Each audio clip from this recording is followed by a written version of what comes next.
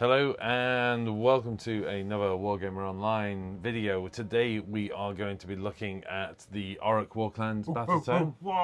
Double release this weekend, Warclans Stormcast Eternal. Yeah.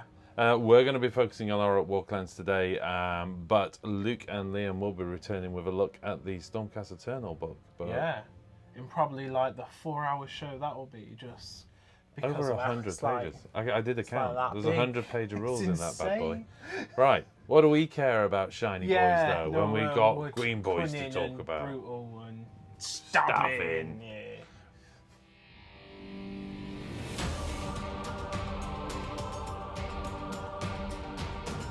This video is made possible by our patrons. Okay, so here we go, Jack. Destruction Battletome Orruk Warclans, the first Battletome of Age of Sigmar 3. Yeah. The sign of things to come. Yeah. I like it. I suppose talk about first of all the front cover. There's the new design change to the 3rd edition, kind of this red and gold, which actually, you know what, looks really nice. I really like it. It's good. I think it's kind of nice. It's a distinctive change from one edition to the other. What more can you can, offer? You can look at your books and you can see your 3rd edition books and wish for your army to be updated soon. Got the best green skins on the front. Oh yeah, the Cunning boys. They're all in there actually. Big red They're all sneaking in. Yeah. There. They're all fine. They're all there. Jolly good. Thick book. Yeah, I mean, you know, we're talking about the Stormcast, how big their book is, but the Warclans still have a decent number of war scrolls. Because, as ever, kind of with the Warclans, it's like 3 armies put into one type thing. Yeah. But yeah. Here we go. I mean, from War Scrolls 112 to 135. I kid you not. We actually starting with allegiance abilities from 82 to 135. Yeah. If I remember. So that's like 50. But that's with like the 10 pages of Path of Glory. That's 50 odd pages. The Stormcast Eternal book's got 100 pages from that count to that count. Yeah. Just to give you some idea of what we're looking at. Not that I'm complaining, I'm just saying that's a big old book. Yeah. This thing is just full of absolutely beautiful new artwork, illustrations and photos of the new models that are coming out for the Crawl Boy range. I'm utterly giddy about the Crawl Boy range. I'm going to be doing them as my tournament army at Warhammer World in October, so I'm excited about that. Whole bunch of custom ideas as well going in there. Sneaky stabbers. Custom Crawl Boys. What have we got in the book? Whole bunch of new lore, of course. Got to fit in the Crawl Boys amongst that. Yeah, kind of. Even though this is a Orruk Warclans book, as you can kind of guess, a lot of the lore focuses upon the Crawl Boys because it's something we haven't heard before type thing. Yes, they focus in on the new guys, don't they? Plus, of course, we are now in the land of the destruction. Age of Sigmar 3 is all based around Era of the Beast. The destruction factions in many respects. You get your timeline, which is actually quite cool. They've kind of fleshed it out a bit. There's some really interesting stuff about Gorkamorka. And kind of his awakening into the mortal realms, and he awoke long before Sigmar awoke. He was kind of one of the primordial gods that existed there, and kind of talks about his short span of joining up with Sigmar and whatnot. It also talks about what's going off at the minute, kind of skipping to now. You've got Kragnos and Gosbrak the Mouth, who have kind of teamed up together to kind of, you know, rule all the cities of mankind. But then you've got Gordrak, who's gone on a campaign into the 8 points by trapping a big god beast worm, opening its mouth and going through the realm gate within the beast's mouth, and he's gone to the 8 points to give Archaon some smashing because he wants to smash something big after his defeat at Excelsis. So it's fantastic. We're seeing an advancement of the lore. We're seeing some key characters from the Greenskins books taking a key role in the story as well, which I absolutely like. Yeah, I was saying to you, I'd love to see a kind of Broken Realms-esque campaign book which has Catacross, Archaon, and Gordrak in a 3-way battle for the 8 points. I think it will be amazing.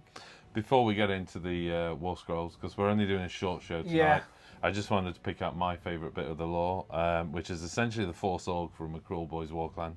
It all works on the Crawl Boys Claw. You've got the thumb, it's the strongest digit, mark of cunning. Toolmaker represents the claw boss or the shaman. Yeah. You've got the claw's constituent mobs are said to be under the thumb. Under the thumb. First amongst these is the jab finger, which is typically made up of the largest and fightiest warriors of the claw. Next is the middle finger, the most raucous of their number. It's their job to rile up the Warclan's adversaries, flinging insults, forcing them into making mistakes. Yeah. Trophy finger. Yep. You know, which was your ring finger. The Yeah, ring, I like it. The job of the trophy finger is showing off. Usually it features fierce war beasts. And then the light finger, which is nicking. all about nicking, isn't it? Nicking. It's all about nicking with a light finger. Yeah. I love it. I love it. There's some really cool. There's a bit about Hobgrots here where they talk about how the Hobgrots kept getting killed by the Orcs, so they decided to unionize. And all the Hobgrots belong to a union, which is if you pick on one Hobgrot, then you pick on all Hobgrots. Yep. So they all come at you and like stab you in the night. So the Cruel Boys kind of leave the Hobgrots alone now. And I love that bit of lore because that immediately got me building and scoping out my union rep for the Hobgrots. So you'll be seeing more of the union rep on the channel. Any Chaos Dwarf players as well, they do directly mention, I can't remember what its name is, and the Hashut worshipping Duradin. And for anybody who doesn't know, like Hashut was kind of a archdemon that the Chaos Dwarves worshipped during fantasy. So they are now mentioning by name Hashut. So maybe in the future, who knows, we'll be seeing a Chaos Dwarf faction release, and we were kind of saying it'd be really cool to see like a land-based Caradron Overlord army with like mortars and stuff. But so maybe something for people out there who like their Chaos Dwarfs to get excited about. But we're also seeing things like obviously Force-Sword. You're getting some loves into the Iron Jaws as well. We've got Brawls, Fists, and Mobs. And your mobs. Just and then into the Iron Jaws. And then you're into the big bone lads. It's just all good. It's just nice, great artwork, as I've mentioned, absolutely stunning. He's really cool. This Gobsprak is amazing. He's definitely going in my army. I can't imagine not taking him at any point. Oh no. Sacred Gubbins is absolutely brilliant. Got, some of the stuff he's eyes. got, the hand of a Zeech Lord of Change. That he keeps in existence just to show off to his mate. We were saying you can kind of imagine there's a Lord of Change sat in Zeech's home who's just looking at the stump of his right arm, just like, I hate you, Gosbrak. Why do you do that? He's like trying to summon it back, but every time he just gets denied. It basically says exactly, it only remains in the mortal realms through sheer stubbornness and his desire to be able to show off his gubbins to other people. Exactly. Cruel Boys take a lot of pride in their gubbins, and kind of the more gubbins you got, the better you are type thing. And some nice stuff around the shields as well. And again, I kind of love it when they weave the narrative into making choices around paint schemes and stuff. The shields aren't all made of steel, some of them are made of leather. That's kind of, so they give you these options to do different stuff. But overall, absolutely fantastic. Beautiful section for painted models, of course, and on show things like the Killer Boss. Obviously, Gobsprak himself just looking with all his gubbins and wrinkle finger next to him, like, oh, you need this gubbin, boss. Here you go. Yeah, and then we've got the really weird beasties, swamp crawler slog-offs, the swamp boss Sundrek, the beast skewer bow looking absolutely brilliant. My second and third edition army, which actually did start with first edition, was all about the Bolt Boys. Yeah, and it was Notlob. Notlob was the leader of the Bolter Boys. You had Harboff Black Mountain Boys, and you had Notlob and his Bolter Boys. And in fact, Notlob did all the machinery and stuff like that. So I'm really. Yeah, I mean, I'm kind of like that because, in fantasy, orcs were all about their war machines. It was one of the best things about kind of the greenskins is their huge array of really bad war machines they could take. So I'm glad you're kind of getting to see a bit more of it. Yeah, and beautifully mercurial, amazingly good or terribly terrible. Oh yes. So which is exactly what I want. We're now seeing some nice stuff, things like the Bolt Boy boss and stuff like that. All of that's been previewed now, though. Kind of some more of the multi-part kits. Cute to have, really nice. Nevertheless, and we can go anywhere without a bit of Gordreich. Do we want to talk about Gordreich? We'll talk about him when we get there. Well, let's do that. Let's jump into some of the war scrolls now, yeah?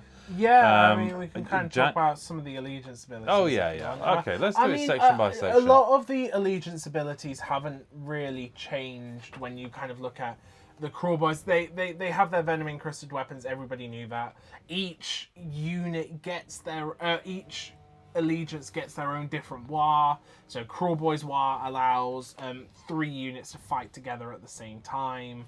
I think Bone Splitter's war gives everybody a 4-up ward instead of a 6-up ward, which is really good.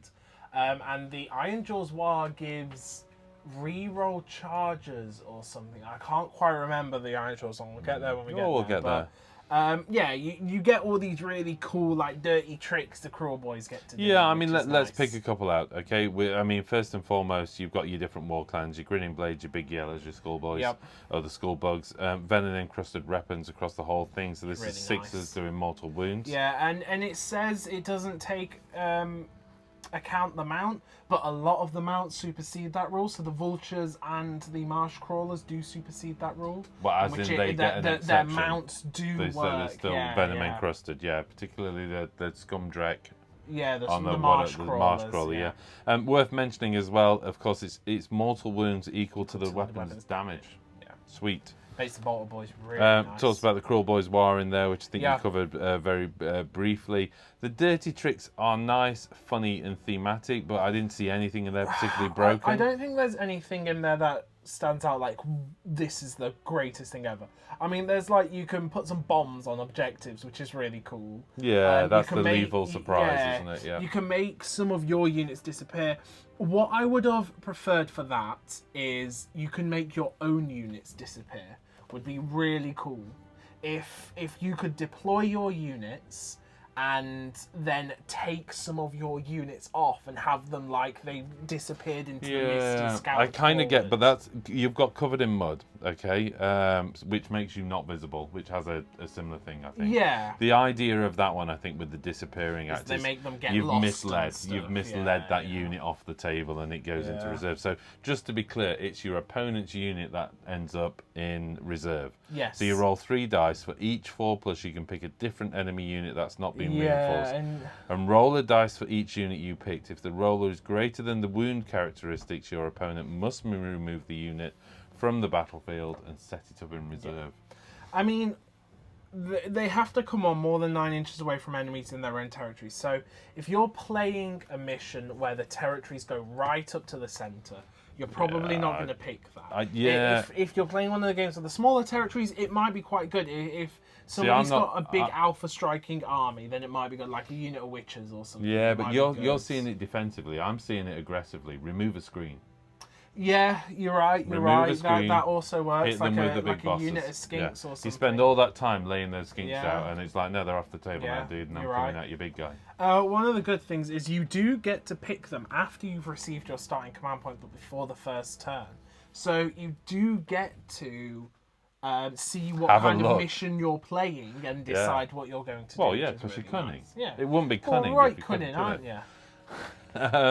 Iron Jaws.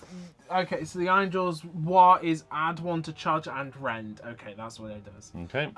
But it should be noted that Mighty Destroys no longer allows you to fight in the hero phase, which is good, I think. So.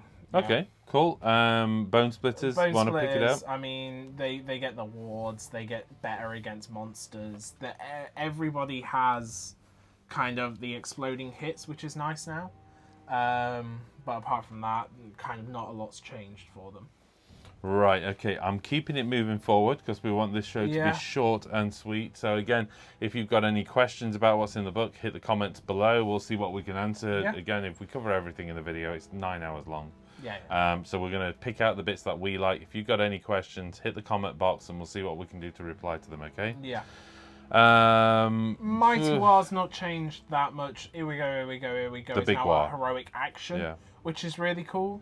There's mount traits can now be taken on Crawl Boys, of course, because they've got their own big mounts, so it's useful that they can take Crawl Boys. That they can take mounts, rather. Yeah. But not a lot has changed there. Oh, the big thing is that you can use Venom encrusted weapons, Mighty Destroys, and War Paint in Big War. So that's the big thing. Is you that put a big war together, and the sub-factions still get their faction-specific some of their rule. factions, Some of the rules, yeah. Okay, they lose. What do they lose? Essentially, they lose the dirty tricks. Iron Jaws lose smashing and bashing. But you retain venom-encrusted weapons. Iron Jaws retain mighty destroyers, and you retain war paint. And let's face it, that's the good stuff. Yeah. I mean, that's the good that's stuff. really good. So it's cool that you kind of still have their themes. Spell laws. The only one that I wanted to point out is that spell right there. Hasty Hex, Nasty Hex, which removes wards. It's the best thing in this game right now. With the meta being heroes and Mega Gargants with the 5-up ward artifact, that is absolutely insane and so good. And so sneaky as well. I love how, kind of, like you were saying, it kind of harkens back to the old orcs where they would take like death magic and stuff, and they're all like hexes and curses and stuff, which is really cool. So I really like that spell. Yeah, absolutely love it. And given the ruling on ward rolls, which makes perfect sense, having the ability to remove that, just so good. Yep. Remove someone's screen, remove someone's ward roll, charge in something nasty and shoot the hell out of it as well. Yeah. And as well, if that spell wasn't enough, like Drakfoot removes wards now, which again is really good. Kind of your entire army ignoring wards. A lot of armies rely on that stuff. It's so funny, isn't it? That, I mean, it's a real hard counter to a ward-heavy army, but you know, which saying a lot of them are now. Is that enough? Is that enough to make you take disrupt? To make you take bone splitters? Change the meta with bone splitters, because you can tell there's going to be those armies out there which rely on their wards, and then you're going to come up against that one random bone splitters dude, and it's all going to be there over. Goes your 5-0, yeah. Path to Glory section, always worth exploring. Certainly if we had more time. I absolutely love the Path to Glory stuff. We're going to be doing more of that on the channel. Hopefully, now we've got more players for the battle reports as well that we're going to be expanding out. They've really fleshed out the Path to Glory. It's really nice. Kind of building empires. I mean, orcs don't really build empires, they just go around and ransack everything, which again is very orky and makes perfect sense. Driven around territories, heroic upgrades, quests, veteran abilities. Yeah, like if you take over a territory, you get to keep the territory, or you can just ransack it for a bunch of glory and just be like, oh, we don't want this stunty mine, and like destroy everything for its resources. Just glory every time for me, mate. Glory every time. Match play. Yeah. Grand strategies. Well, I mean, let's mention this. Battle tactics and grand strategies. Great. Cool. No? Yeah? You were a little bit hesitant about this, no, weren't you? I like that they're in there, right? But with these things, they become, because the core ones are so easy to do, these ones have to become more obscure and a bit harder, and it's always like, well, why would I bother taking? Are you sure that? Okay, just listen. Bear me out, okay? I'm going to take Gordrak and Kragnos, and I'm going to take Crump 'em all, which basically means by the end of the battle, you've got to have fewer than 3 enemy units left on the battlefield. Yeah, I can see me tabling you. Yeah. I know what you're saying, though. You felt they were harder to achieve than the general ones inside the bag. That was kind of the point. They're more thematic. Yes, exactly. If you're playing a friendly thematic game, go for it. If you're in your tournament play, probably better to stick to the core ones. You know, fewer than half your lads dead. You know, that's hard. That's hard work. That is hard. You know what, though? If you're playing against an opponent, a friend, you're playing match play and you've beaten him 10 times in a row. Yeah. Take one of the hard ones. It's like an inbuilt handicap you could give yourself, right? You know, I've got a good chance of beating you, but I also need to make sure I beat you and lose less than half my army, you know? Yeah. Battle tactics, anything in there you want to pull out? I mean, they're kind of, a lot of them are specific to Iron Jaws, Bone Splitters, or Cruel Boys, which, again, is cool. Or Destroyer of Empires with just Kragnos, just being able to destroy stuff. There's nothing that really picks out to me. But there's like, there you go, Bone Splitters, kill a monster. Cool, that's fine. Take that, your suckers look really hard. You've got to dish out at least 10 mortal wounds or mortal wounds in any combination and that was take caused. fewer than 10. And take fewer than 10 in any combination that was caused by the enemy unit. It's this turn. I mean, I think that's. I suppose, That's probably not bad. Got much in combat. A bunch of arrow boys, then it's probably not too hard. Yeah, the crossbow boys and Crossbow stuff like boys that. So and if the you do, killer bow. I mean, maybe it's a nice one to take in turn 1. Yeah. When you know you're just going to shoot away, you know, something Yeah. like that. Core battalions, of course. Not a lot. Like, I kind of wish the battalion abilities would have been specific to the armies. I get why they didn't, because it would probably start to break the game. But they're not. Like, maybe if you're building your army and you have a bunch of stuff left over and you're like, well, I'm not quite sure what this fits into, then you can take this. But, like, for that, you could take Hunters of the Heartland. Or for that, you could take Hunters of the Heartland, and it's probably better. Yeah. But yeah. Again, it's fun, it's thematic. If you're playing friendly games, go for it. I'm talking mainly as a tournament standpoint. But Yeah. it's cool that we're getting stuff like that. I like it. Cool. Well, I think from here, what we're probably going to do is take a quick look at battalions, yeah? What? It's battalions. War Scrolls. War Scrolls, sorry. Yes. Okay, cool. Yeah. Okay, I don't think we can go too far into this book No, without looking at the man himself. Yeah, I mean, it should be mentioned that Kragnos is actually in the book, but nothing's changed with him, so we're going to skip over him. These guys are probably what most people are very excited for. Gobsprak especially intrigues me, let's say. So these are the 2 big vulture guys. I want to pick up. Let's go through point by point as we look at stats, I think. Yeah, he's the big vulture guy. It's a beautiful model. It's insane. He's got the hand of a demon that won't go home. No, because he don't want it to go home. Parking all that to one side. He's got a screaming piece of root, but that's another story. Yeah. Wizard, 2-cast spell. Choose a nice. Here it comes. Knows all the spells from the Lore of the Swamp. Yes, he's a lore master of the swamp. Now, it should be mentioned that it... Right, there are only 4 spells to this lore now. To each of the orc laws, but the 4 spells that belong to the swamp are amazing. You got the nasty hex to ignore wards. You got the ability to move a monster. You got the black pit. You've got like a 6-inch aura of -1 attack, which is huge. Yeah. So it's really good that he can do this, especially with 2 casts and 2 unbinds. Combine. Let's just combine that with a couple of things, right? Obviously, he can fly. He's 14 wins. He's got 5 up save. His movement is 14 inches in turn 1. You know, so in the lowest bracket, the bracket's quite big, 0 to 5. Yeah. So there's some interesting stuff going off. We're seeing these brackets kind of extend out a little bit, which I quite like. Yeah, no. But what else have we got going on? I mean, combat-wise, he's alright. It should be mentioned that the vultures do get the venom-encrusted weapons on the stinger and the beaks. And that's coming from... It just says it in the mount. In the mount, right, yeah. Okay. You know, they're nasty old creatures, so they still get So even it. though the ability doesn't have it, it doesn't give it to mounts. The mounts are in there, and I think you said there's only 1 mount that hasn't got it, isn't it? I think. Well, there's. I think. I think dude. like the dog, the Nash Tooth, the troll, and the other troll, the 2 Trogoths. Yeah, they don't have it. Okay. But this guy and the Marsh Crawler does have it. In other words, the big hitting one. Yes, definitely. Quickly going through the stats, but you know, he's for kind the of focus, got a basic three wizard threes, bop. -1 is a wizard bop.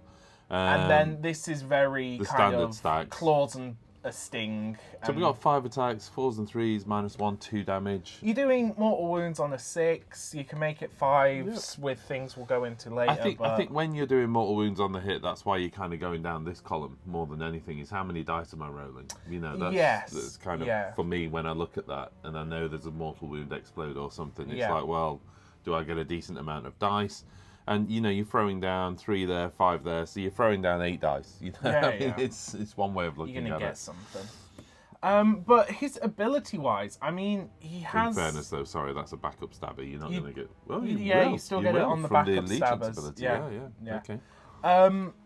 As far as his rules go, right, I think a lot of people have kind of seen his rules. He has a ward of 6 up, which is nice. It can kind of help keep him alive because he does only have a 5 up save. Yep. He gets the whole Mork says no, so when he unbinds spells, he gets to do mortal wounds to the caster, which is really cool.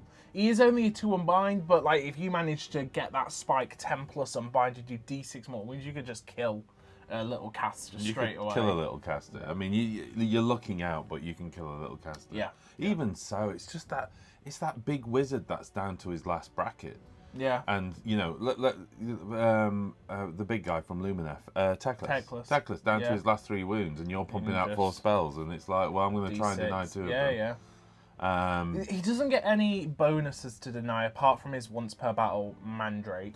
Yeah, but my point is Teclis is pumping out 4 spells on a 10. You're gonna need 10 plus anyway. So, he has this whole Mouth of Mork thing, which is quite cool. I like how you're seeing rules interact with the core command abilities now. So he can, if he issues the redeploy command, you can re-roll it, or if you issue Unleash Hell, you don't have to subtract 1. So it kind of makes redeploy a lot more reliable than previously, because you're always like, well, I want to redeploy, but if I roll a 1, it's pointless, so what's the point? But whereas this guy, you're like, okay, I get to re-roll it, it's probably worth it now. Yeah. He gets his whole 3d6 unbind once per battle, which again is really good. You know, if that caster does that cast on a 10, you're like, right, I need to get rid of it, I'm going to use my Mandrake, I'm going to try and unbind it, try and get that 10+.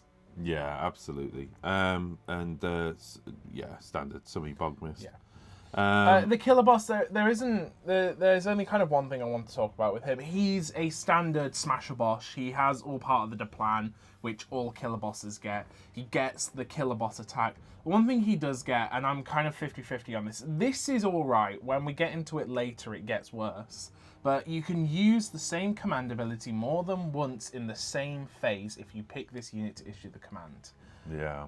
I'm 50-50 on these abilities, these ones that break the core mechanics, because they were like, okay, we're going to introduce this new command point mechanic, but you can only do 1 a turn because otherwise it will break the game. And then they're like, here we go, have this. We've had this conversation. Every time they introduce a new mechanic, which is about, a guiding factor to the game, the first thing they do when the new books come out is break it. And they do that to distinguish the new books from the old. And I mean, this is okay, right? It allows you to use the same command ability more than once, but you can only use it twice, and you still have to spend a command point for each one. Yeah, it's not like they're letting you do it 3 times. 2 Unleash Hells, I know. It's like 2 Unleash Hells or something, and I can see how this is going to be getting to a point where it might start to get a bit crazy. You know what I'm really looking forward to?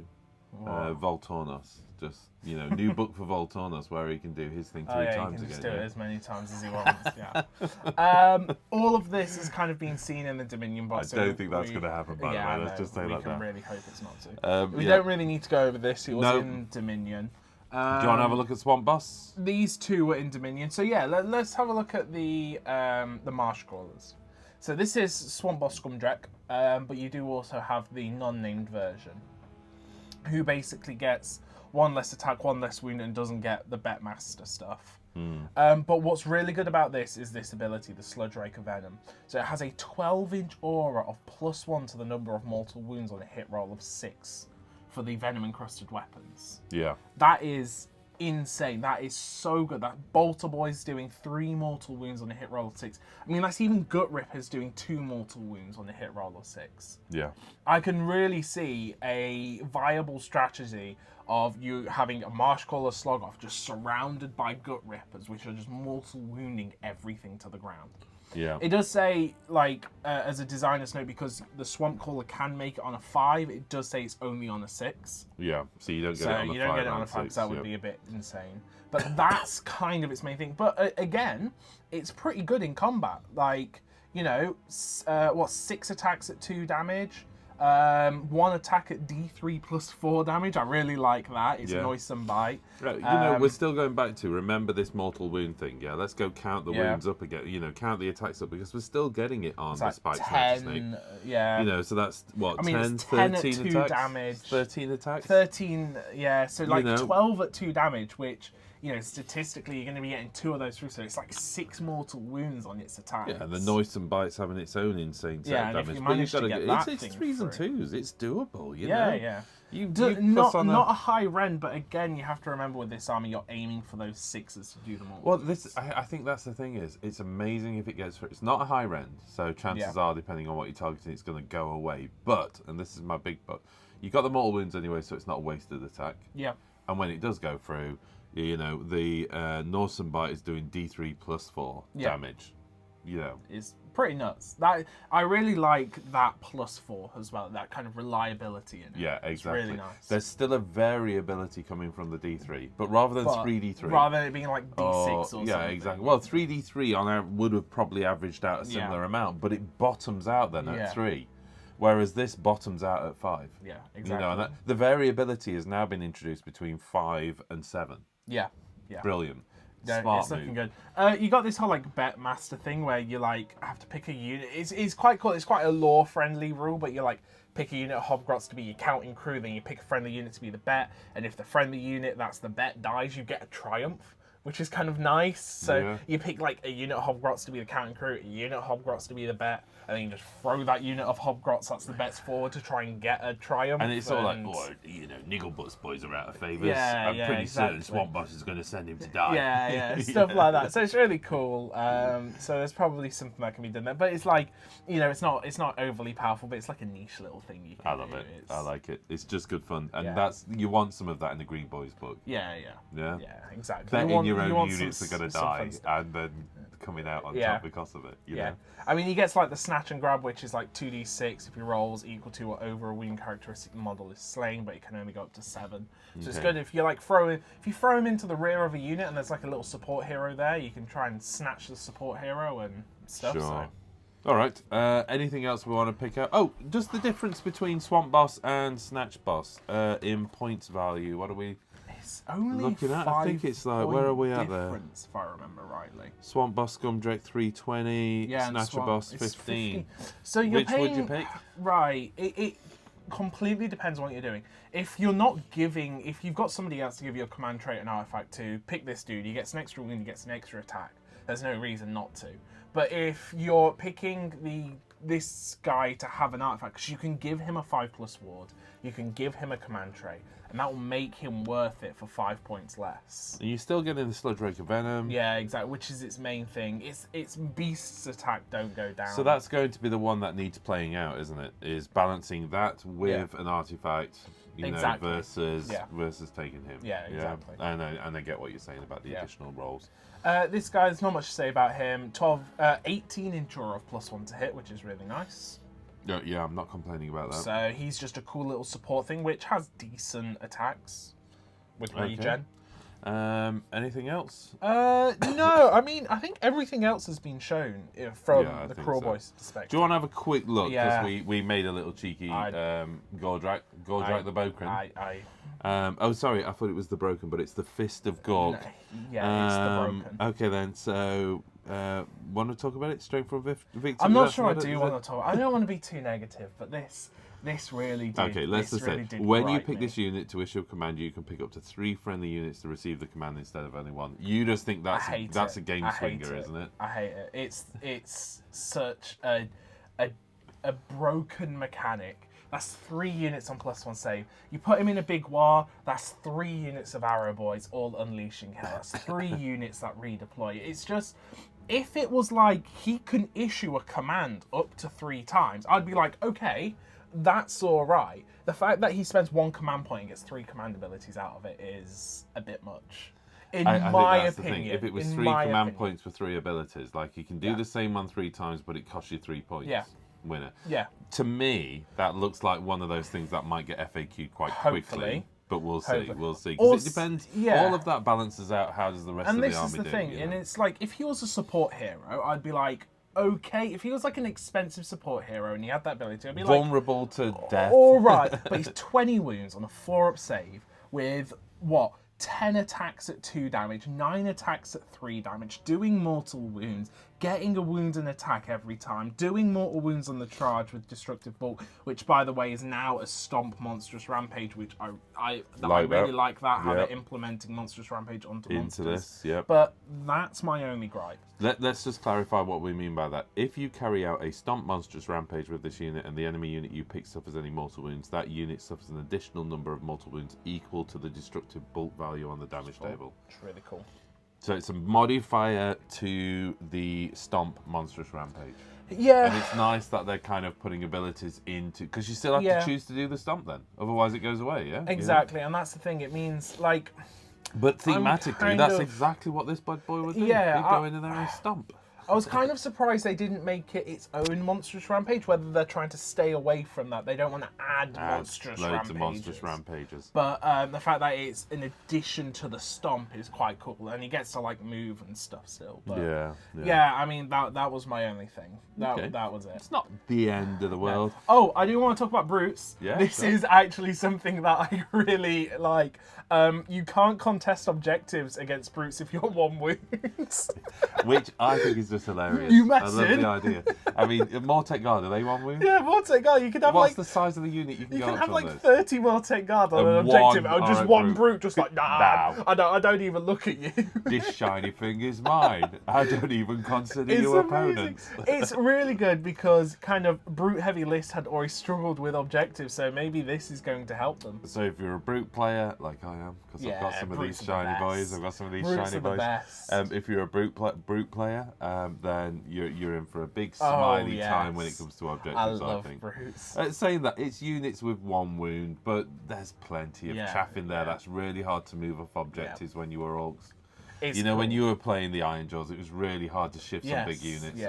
So frustrating that you kind put of 6 witch elves on it, and then your unit of 5 massive brutes are like, these little elves have to take my objective from me.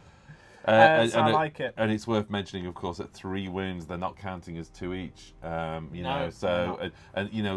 like my eels at 4 wounds, extremely frustrating. Yeah, exactly. You and just trolls at 4 wounds. So I think they need to add kind of rules like that to Fun those stuff units. like that to those units. Yeah, exactly. Although it's very thematic for an Orruk brute. Exactly, because brutes just don't even look at them. Beneath me. I can't even compute you. Okay. I mean, there's not much else. Like, Ardboys losing Rend, which I think is good. Ardboys were way too powerful for what they were. They get this really cool thing if they're near war chanters, they get better rally commands. And again, this is kind of examples of how they're implementing the core rules into armies and stuff and making them thematic, which is really nice. So you can pull up a rally ability. Yeah, exactly, and make it a bit better. The Savage Boys haven't changed that much. They get like +1 attack. Maniacs get +1 attack on the charge. The other units get +1 to wound if they're above certain models, but they haven't changed. Yeah. Okay. I mean, other than that, a quick look at the pointing system, but I mean, Gosbrack at anything standing out seems really nice. Bargain. Yeah. Gordrak's at 560. The difference between those, but then again, he is super powerful. I think it should be more. I know what you're saying about the command point, but it does I was going to say it kind of elevates him to bordering on godhood, but you also have to remember you've got your own god. You're right. You do have Kragnos at like 7 times, but I think Gordrak should be basically god level because he pretty much is a god at this point. Gordrak, he's so powerful. He went toe to toe with Kragnos and broke his face. He is pretty goddish at that point. So I think that's just a bit cheap for him. He broke his teeth and cut his tongue. I thought that was brilliant. He shoved his axe into his mouth, which I just think is brilliant. And by the way, I think that's probably the last point to make about this stuff, because I know that we're focused on rules this time, but both Jack and I are heavily into the lore of Age of Sigmar. We absolutely love it. We listen to all the audiobooks. There's so much good stuff in this book. Lots of little tidbits, lots of hints of what's coming as well. I think you're focused around the Hobgrops dealing with the Hobgrops dealing with Chaos Dwarves. You've got the 8 points, the insurgency into 8 points by Gordrak. Gosbrack and Kragnos teaming up to take on the Kingdom of Man because Kragnos wants to have another go at Dracothian. Of course, a lot of really interesting stuff. Which is, of course, setting up, and we've got the other book, but it's setting up the big Dragonov fights, isn't it, and those kind of things. It's just such a really good book with some great fluff in there, some great stories, and a lot of stuff that makes you smile. You take the time to go through the front of it, you pick up something that just makes you giggle. Because it's just full of, I think it probably sums it up when we look at the Cruel Boys Force Org.